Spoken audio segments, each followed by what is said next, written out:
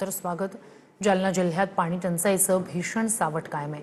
59 गावं आणि 31 वाड्यांमध्ये 92 टँकरद्वारे पाणी पुरवठा सुरू आहे। जालन्यातल्या 1.5 लाख नागरिकांची तहान टँकरच्या पाण्यावर अवलंबून आहे।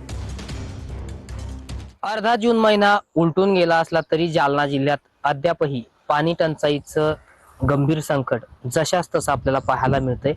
जालना जिल्ह्यामध्ये जवळपास 59 गावं आणि 31 वाड्यांना 92 टँकरच्या माध्यमातून दररोज पाणी पुरवठा सुरू आहे आणि सर्वाधिक पाणी टंचाईची जी भीषण दाहकता आहे ती बदनापूर तालुक्यात पाहायला मिळते।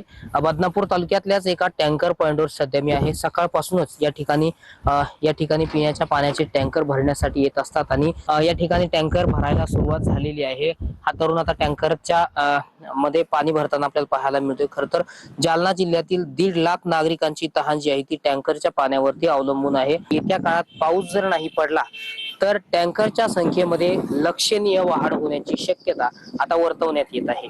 रामनाथ ठाकरे, TV9 मराठी, सोमठाणा, जालना।